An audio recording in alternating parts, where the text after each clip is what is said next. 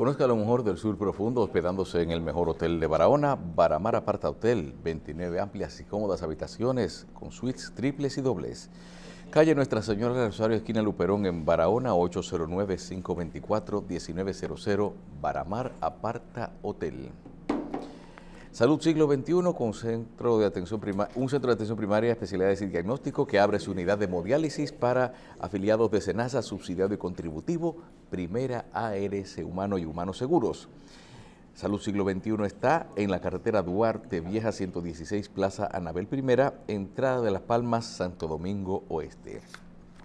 Y SENASA, Seguro Nacional de Salud, es la ARS de todos, 809-333-3822. SENASA. Continuamos, doctor. Bien, señores, tenemos el placer de contar con la presencia del señor Ministro de Salud Pública, Sánchez Cárdenas. Tiene un nombre como de héroe mexicano, ¿verdad? Sí. Ministro, gracias por estar aquí. Sí, siempre ¿verdad, un placer, siempre un placer. Esos Cárdenas, he visto poco.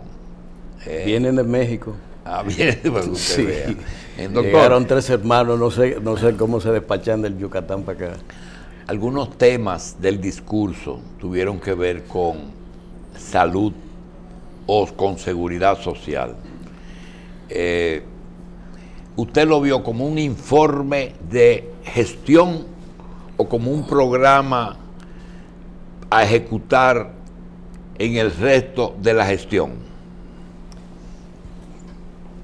Todo el discurso tiene esos dos componentes. Usted puede encontrar la memoria propiamente dicha de cosas hechas, que fueron la mayoría. Porque si algo tiene el gobierno de Danilo Medina es que tiene tantas cosas hechas y tantas cosas que contar, por tanto. Pero simultáneamente el presidente dio sus toques a cosas que ya en este 2019 se han empezado a ejecutar y que serán obras en los próximos meses.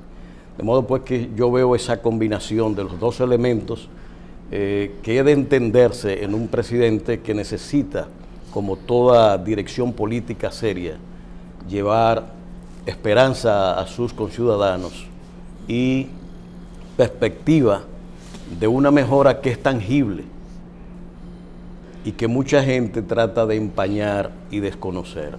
Pero yo creo que esto está prácticamente en todos los sectores, se puede ver el cambio en el país. Si usted oye los medios, va a ver que la oposición, con mucha justeza, lo que dice, no dijo nada, y no dijo nada de lo que yo quería que diga, y además es reeleccionista. Bueno, usted le puede dar la lectura que quiera, pero siendo específico en el área de la salud, había cosas que están, como decía el lema de ustedes cuando comenzó el gobierno, de continuar lo que está bien, corregir lo que está mal y hacer lo que nunca se hizo. El tema es que en la seguridad social, que tenía una parte importante ya ejecutada, por ejemplo, la ARL, aunque el presidente del consejo de la ARL es el del IDCS, realmente ya estaba totalmente independizada del IDCS. Los hospitales pasaron a ustedes, pasaron a salud pública y dentro de salud pública al Servicio Nacional de Salud. Así es. Quedaban con una ARS que se llamaba Salud Segura, quedaban con un personal que creo que los tenía dos componentes, uno el que está trabajando y otro el que fue jubilado y pensionado y pasaron al Fondo General de Pensiones y Jubilaciones, y el tema de las estancias infantiles. Háblenos de lo que quedó y cuál es el destino de eso. Yo te diría que es bueno destacar algunas cosas dentro de ellos, como son las estancias infantiles, que es una modalidad que en el 2012 no existía como actividad pública. Es decir, ¿quiénes iban a estancias infantiles? La gente que podía, que enviaba a sus niños a cualquier clínica, y en educación también a los preescolares que existen. Ahora bien, las estancias infantiles ofrecen no solamente la atención médica que los niños necesitan, sino la posibilidad del preescolar también. lo que da la combinación perfecta para que madres y padres de escasos recursos económicos puedan tener allí un inicio temprano en sus hijos, que ya está establecido muy abundantemente de que juega un papel importante en el desarrollo de los seres humanos cuando tempranamente son tomados los niños bien alimentados, educados y con salud protegida. De manera que esto es una cosa totalmente nueva que, como estamos mirando, está llevando a mucha gente pobre. ¿Y Salud Segura entonces va para SENASA? Debiera ir. El nicho natural. Yo ayer estaba precisamente firmando mi adscripción a SENASA con Mercedes Rodríguez, la directora, simplemente como un símbolo de la sentencia que ha dado el Tribunal Constitucional, de que los funcionarios públicos tienen que pasar a SENASA. Y eso hemos iniciado y esperamos que todos los funcionarios públicos se acojan a la sentencia que ya estaba establecida en la Ley de Seguridad Social. Inclusive las instituciones autónomas. Las públicas. Las públicas. Mire, usted está hablando del Banco de Reserva y el Banco Central, ¿eh? Pero son públicos. Yo no sabía que eran privados. Son públicos. Bien.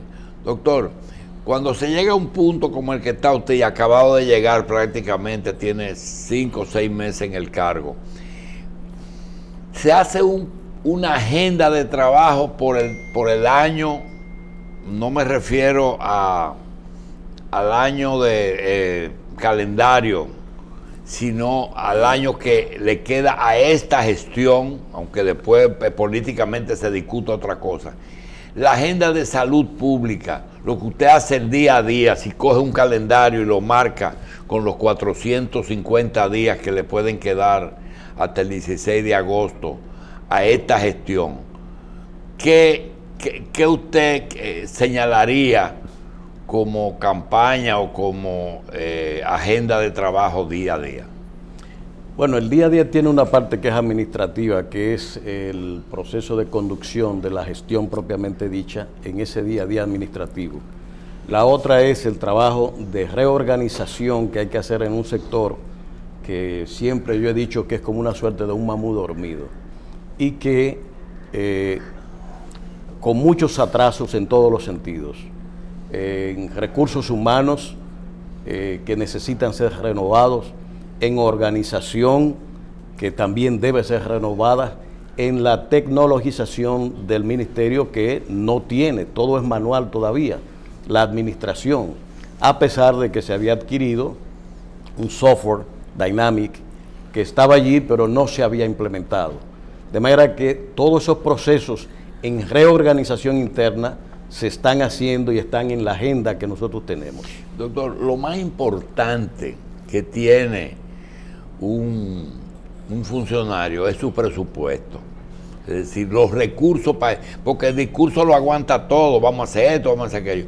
Pero salud pública es muy compleja y, por ejemplo, mucha gente no sabe que Promese ya es una dependencia del Ministerio de Salud Pública. Así es. Y que el Servicio Nacional de Salud es una dependencia de salud pública. Así y está dentro del presupuesto de salud pública. Sí. Y hay, por ejemplo, un tema, una línea muy fina que hay en un presupuesto que dicen que es insuficiente, porque todos los presupuestos son insuficientes, pero que usted puede ser ayudado en ese presupuesto con 2 fuentes. Primero, las ARS tienen una responsabilidad porque ese es un contributivo que recibe dinero para cubrir 6 millones de habitantes. Por tanto, eso se le debe quitar a salud pública. Inclusive puede hasta recibir dinero de ARS en caso de que un paciente sea atendido en un hospital público, porque la ley le permite. Y lo otro es el tema de educación. ¿Qué proyectos se pueden hacer en prevención con el presupuesto de la Secretaría de Educación? Bueno, mire, una de las cosas que estamos haciendo, nosotros tenemos varios frentes de trabajo en este sentido, como el que le decía en la parte de reorganización interna, una parte que para mí es fundamental en un ministerio como este, que es el plan estratégico decenal del sector, que reúne todo el sector en ese plan estratégico. Es como decir la Estrategia Nacional de Desarrollo del Sector para 10 años. Y en eso estamos trabajando en una consultoría con INTEC, que se ha estado desarrollando y está ya llegando ya al punto final en ese proceso. Eso por un lado. Por otro lado, en términos de la seguridad social, mire, el 75% de la población ya está en la seguridad social. Un 42-43% pertenece al contributivo, de manera que el restante, que viene siendo un 56%, o no está en la seguridad social o son subsidiados. Y esos habitualmente están en el primero y segundo quintil del país. Son la gente más necesitadas y la que más necesitan de la concurrencia de los actores. ¿Y el gobierno cumple con el pago del subsidio mensualmente? Cumple y le pasa a SENASA esos subsidios. Lo que pasa es que el financiamiento de la salud, usted tiene que entender que hay un subsidio directo a un hospital, más lo que ellos perciben de la seguridad social. Ya. El resto es financiamiento público. Y si hay una parte en los contributivos, como efectivamente lo hay, que son funcionarios públicos, también hay una contribución del Estado que va a esa parte de los contributivos que dependen de y no están en SENASA. De modo pues que el financiamiento hay que verlo globalmente en ese sentido. Para mí, la gran preocupación es en qué medida el primer y segundo quintil van a recibir los servicios de calidad que esa población necesita y que es la mayoría. Estamos hablando del 56%. Y como usted se inscribe como un beneficiario del sistema contributivo del Estado, que la ley ahora lo protege, usted tiene derecho a exigir, porque usted paga un % de eso. Es que yo pago igual que el contributivo. Yo pago exactamente igual que el contributivo y puedo exigir, como le puedo exigir a una privada igual que... Yo he pasado de PALIC a SENASA. Y lo que yo les reclamaba a PALIC se lo puedo reclamar también a SENASA, porque estoy pagando el servicio. Ahora bien, el tema viene con los subsidiados y los no incluidos en la seguridad social. Ese 56% que recibe prácticamente el peor de los servicios y de ese 56, ¿cuál está totalmente pobre de solemnidad y de provisto y cuánto está subsidiado? Bueno, el 24% no está en la seguridad social. Ah, ya. De manera que nos está quedando. Eso no está. Pero eso lo tiene todavía que atender usted en salud pública. Van a los hospitales públicos. Y allí precisamente sigue el subsidio del Estado a los hospitales públicos. Es decir, que ese ciudadano, ese 24, puede ir a vacunarse en un programa de vacunación. Y se vacuna además. Y además el Ministerio de Salud Pública en las campañas de vacunaciones pasa casa por casa, en planes de vacunación o en estaciones fijas establecidas donde el ciudadano sabe que tiene que ir a vacunarse. Todo ese proceso preventivo sigue en la planificación que lleva Salud Pública. Hay un elemento que quiero destacar en lo que es prevención y promoción de la salud vinculada a la seguridad social. Hay una proporción de la cápita que se paga a la salud para prevención y para promoción que la ley establece que corresponde a Salud Pública. Y que yo sepa, Salud Pública nunca ha recibido esa proporción de la cápita. ¿Y quién administra eso? La propia ARS. O sea, se le entrega directamente a la ARS. Ellas se quedan con esos fondos. Pero se la han cobrado y ella no ha querido pagar. Claro, porque está en la cápita. Pero la ley establece cerca de un 2% que es para promoción y prevención de la salud. Y la ley dice que el responsable de la promoción... Un 5%, ¿eh? No, es como un 2%. ¿Qué es cápita, doctor? La cápita es lo que se paga por cada uno de los afiliados. Un per cápita, ¿verdad? Un per cápita, exactamente. Esa es la cápita. ¿Y cuándo se le perdió la PER? Bueno, la PER es precisamente, parece que del inicio, en este caso que estoy diciendo. Sí.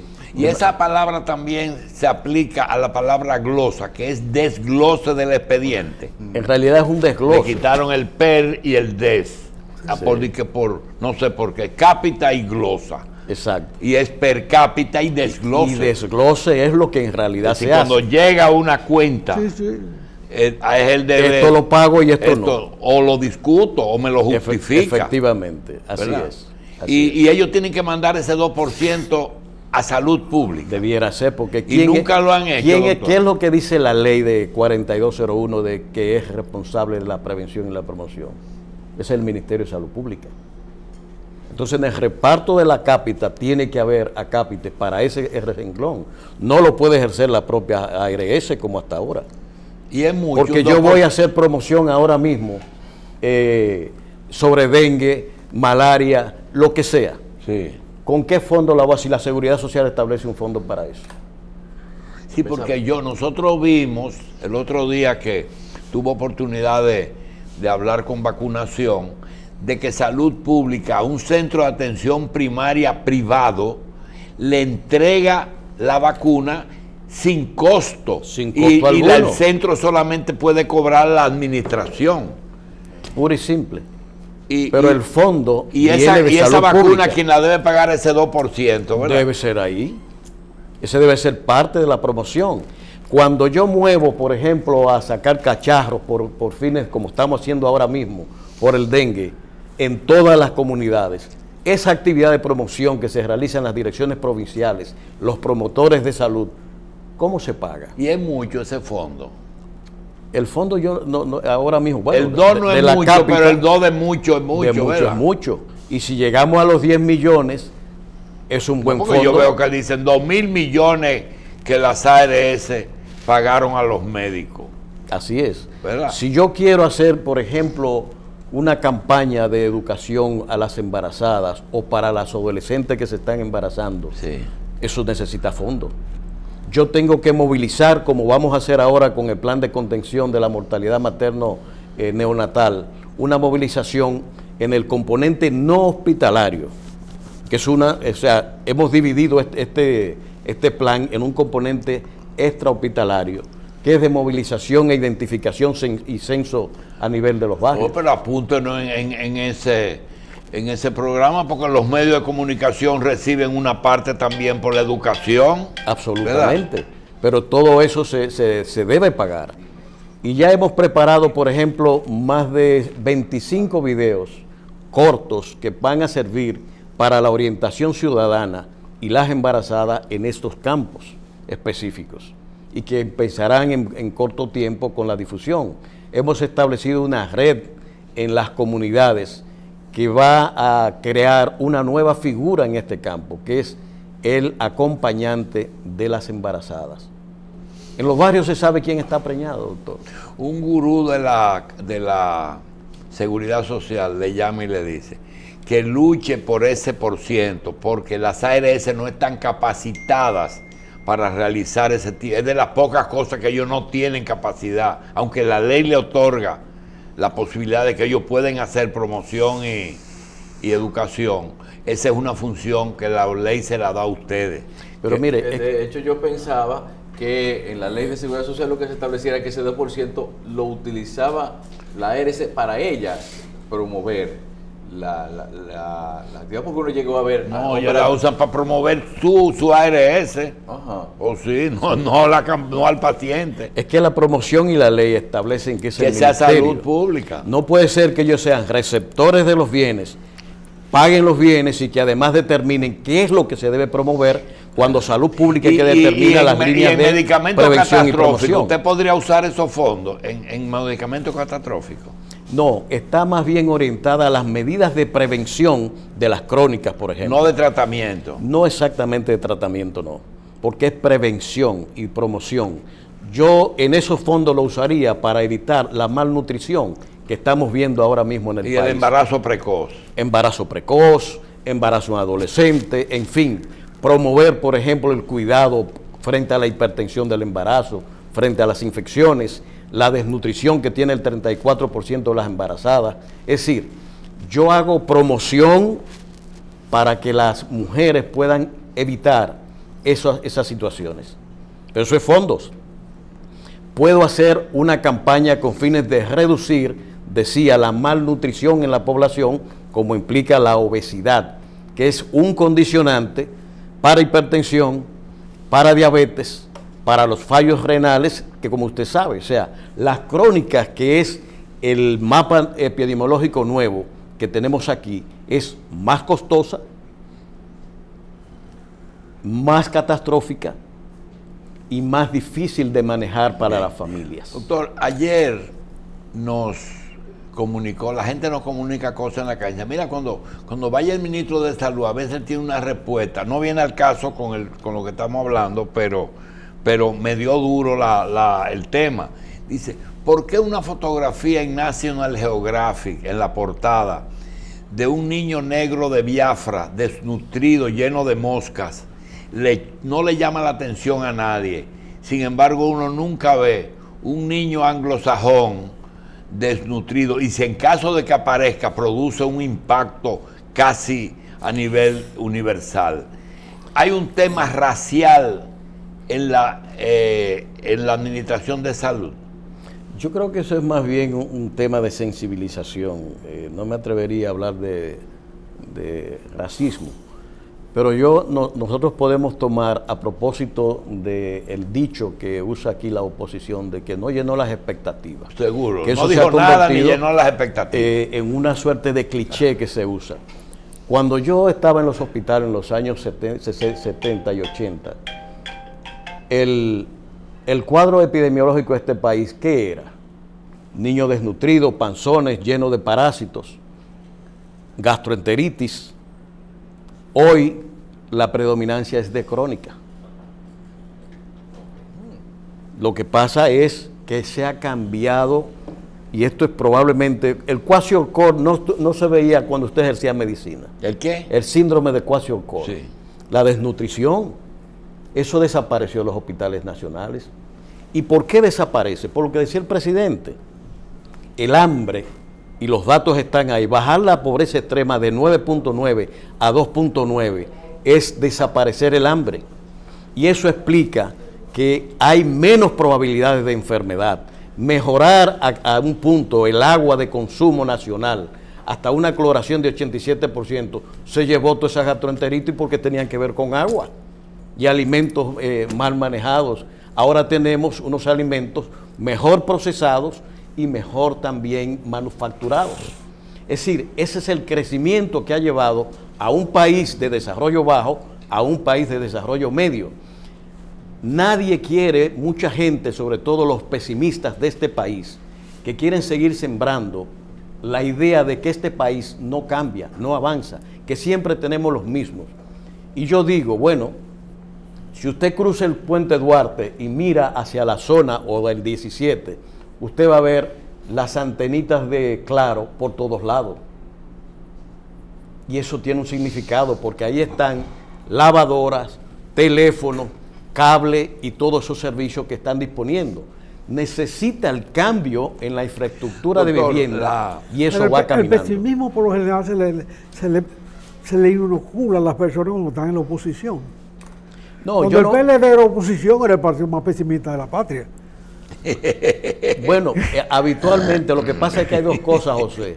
El pesimista, que es, digamos, por naturaleza, casi consanguíneo. No, lo que pasa es que hay gente que se la ha pasado en la oposición siempre y se le olvida que está en el gobierno. Entonces entra en estado de depresión y todo el mundo lo ve de manera pesimista. Sí, doctor, pero ahora los datos son duros en este sentido. Sí, pero ¿quién puede negar aquí que la infraestructura de los hospitales nacionales está cambiando? Sobre todo que ya el presidente no habla de 56 hospitales que durante 4 o 5 años estuvo mencionándolo, y ya lo cambió.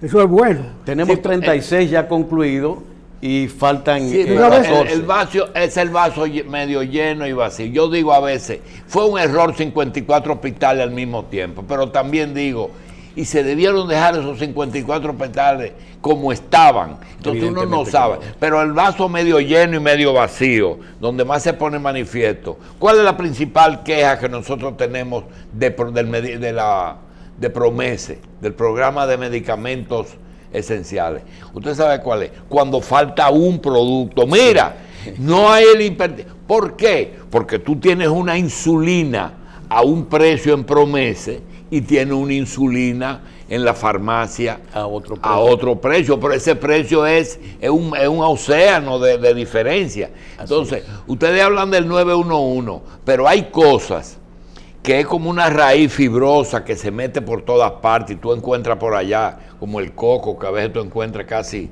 a medio kilómetro, una raíz de una mata. Doctor, en el caso de aquellos medicamentos en el Departamento de Drogas y Farmacia, que la gente no sabe que la función de salud pública es inclusive ir a un restaurante a ver si la persona se lava las manos cuando te sirve agua. Así es. ¿Verdad? No, tiene que ir al laboratorio nacional y le queda cerca, entonces van a embromar al nacional, pero se le olvida que en Guatemala hay 10 laboratorios carabelitas que hacen copia y que ustedes tienen que vigilarlo porque están aprobados. Ese Departamento de Drogas y Farmacia y Alimentos, ¿ese es un ministerio aparte?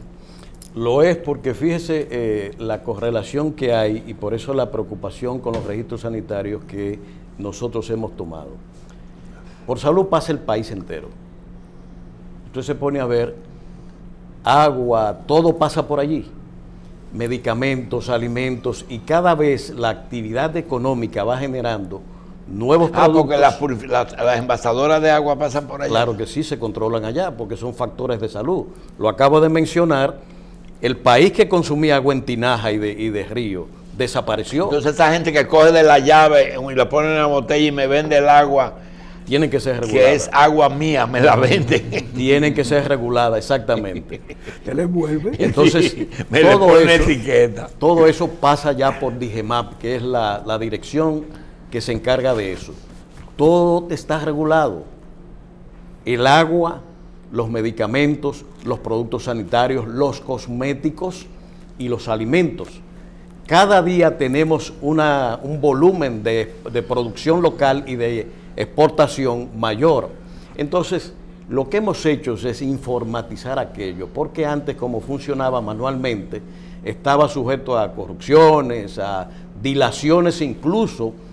Tenemos videos de gente que ha ido a reclamar desde hace 4 años un registro sanitario y no lo obtuvieron después de haber conseguido una representación de un medicamento. Entonces, no tienen registro, no pueden comercializar y sencillamente cuando los hemos llamado, dice, ay, ¿qué es lo que usted ha hecho? Ya perdí el medicamento y ahora tengo el registro sanitario. Bien, doctor, hay un tema que nosotros quisiéramos que usted lo desarrolle, porque cada vez que un gobierno toma cierto tipo de medida, los sectores afectados le ponen la etiqueta de socialista y a veces se van más lejos y le dicen comunista. Le voy a poner algunos ejemplos. Es una meta de la administración de Danilo socializar la medicina como yo quisiera. Le digo que no estoy más opuesto. Que la salud y la educación esté en manos 100% del Estado. Es decir, las ARS, porque es que hay una distorsión que se probó en la educación. Cuando educación cogió y extendió la tanda y puso hasta las 4 de la tarde y pagó mejores sueldos que el sector privado, inmediatamente 74 colegios católicos fueron a educación y dijeron, miren, atiendan eso. Cuando tú hablas con el doctor Mena en la Independencia y te dice, Julito, el problema es que Sedimat le entregaron al cardenal 10.000 metros, le compran, le dan la luz, ahí se prende el aire por la mañana y no se apaga más nunca, menos que se dañe, y ahí tienen los principales honorarios que hay y le pagan hasta un subsidio. Sin embargo, yo para hacer un parqueo tengo que pagar a $2.000 el metro en la Independencia. Yo no puedo renovar mi resonancia magnética todos los años. Es decir, esa competencia obliga a que el Estado, eres tú, pues entonces mira, coge mi clínica y administrala tú.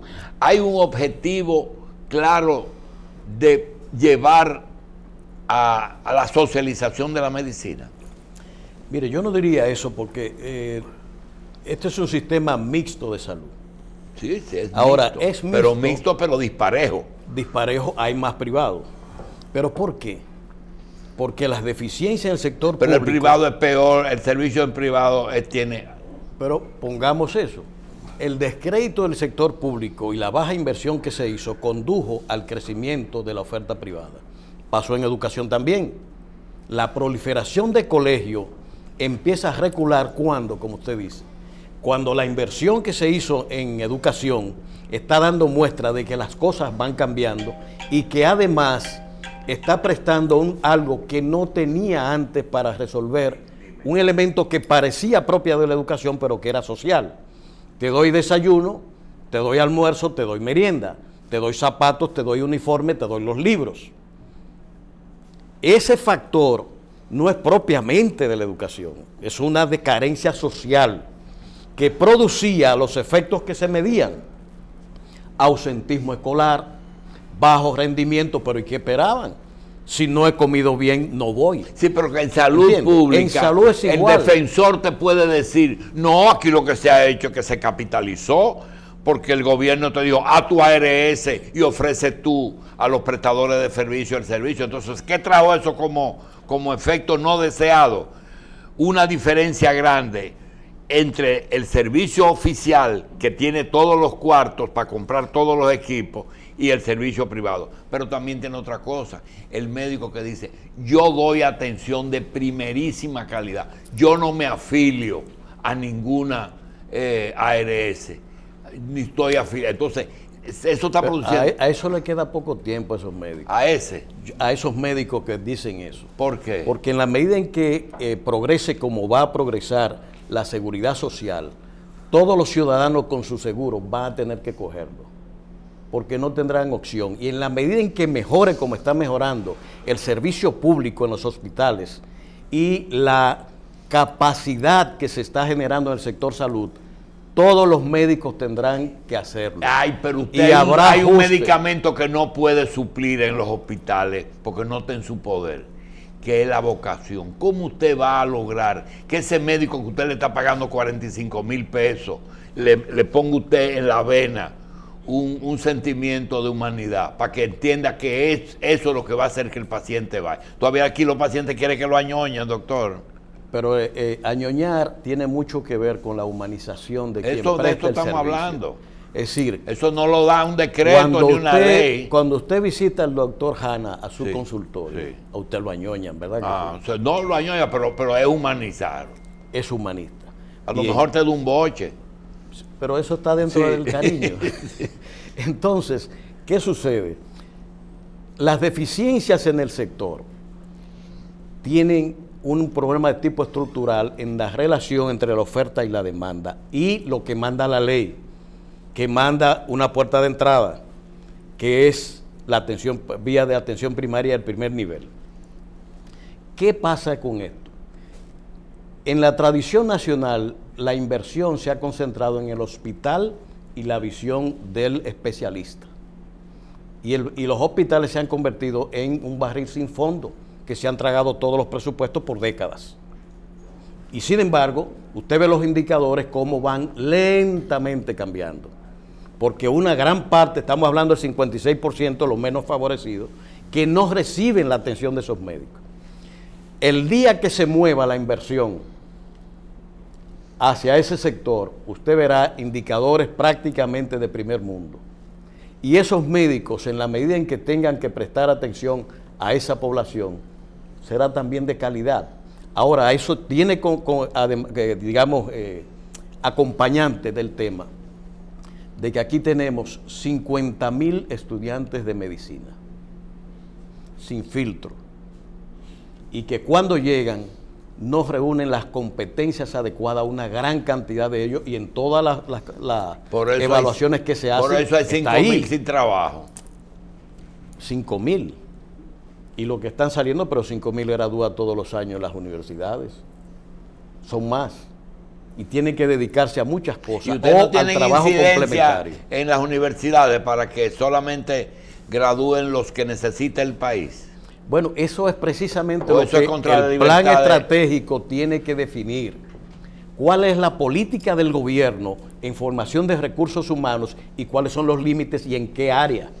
Yo necesito médicos de familia, necesito emergenciólogos, necesito especialistas en UCI, unidades de cuidados intensivos, ¿verdad?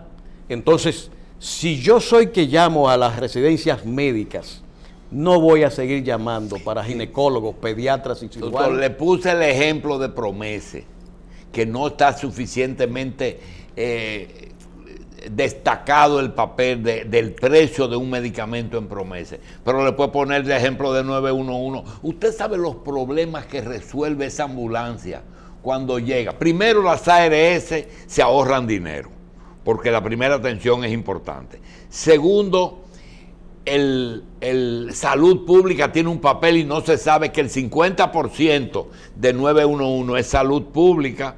Los bomberos son un pedacito y la policía son otro. La seguridad pública son 3.000 cámaras que hay en el país que tienen que ver. ¿Por qué ustedes no destacan eso? Bueno, no eso debió ser parte del discurso. Pero sí. se pasó, el presidente habló del 911. El 911 pero eso es más que de lo que se dice. Es más de lo que la gente, pero la gente sabe el gran efecto que está teniendo. Porque fíjate que es un componente de atención extrahospitalaria. Es la emergencia del hogar o de la calle que se lleva en breve tiempo a una atención hospitalaria. Eso es lo que hace el 911. Pero tiene un problema que hay que combatirlo y es la referencia. Por si usted no sabe, a veces se lleva un paciente a un sitio y se dice, ese no me lo traiga aquí porque no tienen seguro, y te lo devuelven, y la ley dice que hay que atenderlo. Hay que atenderlo obligatoriamente. Estabilizarlo. Y esas sanciones son de los factores que hay que corregir. Pero hay muchas cosas más que de todas maneras, lo que yo veo es que en la medida en que se expande el 911, la satisfacción ciudadana, en términos de los servicios, porque ¿cuánto valía una ambulancia que tú llamabas para que fueras a recogerte a tu casa o en la calle? Primero no había. 7 u 8 mil pesos. Y no había. Y ahora moverte de un pueblo a otro, en el caso de los CRUE, que es la movilización hospitalaria, te vale 15 o 20 mil pesos. Y esos son servicios públicos que la gente está recibiendo, costeados por el gobierno. Y que además está ayudando a contener, digamos, la delincuencia, como tú dices, con las cámaras que se van ayudando. Es decir, el 911 es un reforzamiento de la prestación de salud que se lleva a cabo. Doctor, es que hay un problemita que tiene el 911, ¿tú sabes cuál es? ¿Cuál? Que habitualmente no se conoce. La contradicción que hay entre la necesidad de la emergencia con que opera y la ley 340 de compras y contrataciones, porque las ambulancias se dañan y hay que llevarla a arreglar y eso tiene todo un procedimiento que puede dejarte una preposición vacía. Entonces debiera haber una vía para que el sistema de compras y contrataciones para reparar y suplir eso tenga que ser también de emergencia. Porque eso no puede esperar como tú esperas tu vehículo cuando el taller termine. Es que el otro es muy costoso que tener backup, es imposible. Además que backup, bueno, pero todos los 911 funcionan con backup. Deben funcionar y esa es una de las medidas. No hay negocio en la referencia, doctor. Bueno, tráeme ese paciente a mí o no me traigas ese paciente a mí. Yo no tengo hasta la Plaza de la Salud dice no me lo traigas sin seguro. No, yo no tengo información de ese tipo. Carlos. Las habilitaciones son un dolor de cabeza para el ministerio. De certificar que un centro de salud está apto para dar los servicios que se dice que va a ofrecer. No son un dolor de cabeza solamente en la medida en que es mucho y el proceso de trabajo que hay que hacer es complejo y con recursos humanos también que hay que capacitar y preparar para eso. Y luego la vigilancia de la habilitación. Le pongo un caso. Recientemente murió en una clínica de estética una joven, hija de una dirigente de la red que trabaja en Conavicida, muy conocida, que le hicieron una barbaridad de un combo de atención. Un contó. Un contó. Bueno, Esa clínica tenía más de 2 meses de haber sido notificada de que la sala de cirugía no podía usarla. Y siguió campante como yo. Habilitación le condicionó. Claro, la dirección de área fue e hizo la inspección y le notificó de que no podía seguir operando en esa sala de cirugía, porque no reunía las condiciones. Pues ellos siguieron como Juancito el Caminador, hasta que llegue el caso y le explote en la mano. Y ahí salió. Y entonces, lógicamente, como ellos siguieron operándola, cuando pasa el caso, la inspección que se tardaba unos 6 meses, hubo que ir de nuevo. Pero ustedes siguen en esta. Cerramos la clínica y se inicia el proceso de penal que está ahí de por medio, en la investigación con intervención del Ministerio Público. Y sencillamente no se abre la clínica en ese sentido. Doctor, finalmente, si los militares, el gobierno los incluyó en el sistema contributivo de SENASA, ¿por qué los 2 hospitales militares no pasan a salud pública? Bueno, en todas partes del mundo la medicina militar responde a la estructura militar. Nadie se mete con los guardias. Exactamente. Que nadie se mete con los guardias. Pero ahora le dieron el seguro a toditos. Porque además, para darle una cosa, pero no para quitarle. La otra no. No para quitarle. Exacto. Pero además hay una medicina de guerra también. Fíjense que hay una medicina de guerra. Cuando hay movilización militar, esa gente son la que se encarga de allá. No voy yo de mi hospital, sino que son ellos los que van en primera línea a prestar servicio en la guerra. Doctor Sánchez Cárdenas, ¿tiene salud pública participación en la modificación de la ley de seguridad social o ustedes no están asistiendo? Nosotros somos un equipo de salud, donde está SENASA, CISARRIL, Servicio, Salud Pública, Promesecal, es decir, todo el equipo habitualmente se reúne y discute toda esta problemática. Dentro de ese equipo, ¿hay coherencia o hay gente que piensan diferente? En general, hay pensamientos como en todas partes diferentes y enfoques, pero en general hay un consenso sobre las matrices que están planteadas en el plan de gobierno y que no tienen mayor disensión. Doctor, usted decía sobre los servicios recurrentes, la ley de seguridad, la ley de contrataciones contempla los servicios recurrentes. Lo que pasa es que se envilece el procedimiento, lo que pasó en la guagua. Ahí se hizo una apariencia de concurso, pero estaba amañado. Se puede contratar por un periodo determinado un servicio recurrente. Bien. Por concurso. Bien, señores. Lo que pasa es que esa es una ley muy moderna, que todavía el país no ha asimilado plenamente. Sí. No, sin embargo, la cantidad de proveedores ha aumentado. ¿Usted se refiere a compras y contrataciones? Bueno, es muy intrincada. Sí. Y para fines de ejecución crea unos tiempos muy pesados para la administración y que avance la ejecución. Esa es la única observación que le tengo, pero ha contribuido enormemente a contener la corrupción en el gobierno. Bien. Y la ha multiplicado también. Bien. Las dos cosas. Despedimos al ministro de Salud con algo que un televidente, médico de oposición, pero de verdadera oposición, que dice algo que yo no sé si es bueno o es malo, doctor, pero yo lo voy a decir. Dígalo. Dice que el presidente Fernández, cuando le levantaron la mano en el Centro Olímpico, Balaguer y Juan Bosch, jamás soñó que él iba a gobernar 12 años en la República Dominicana.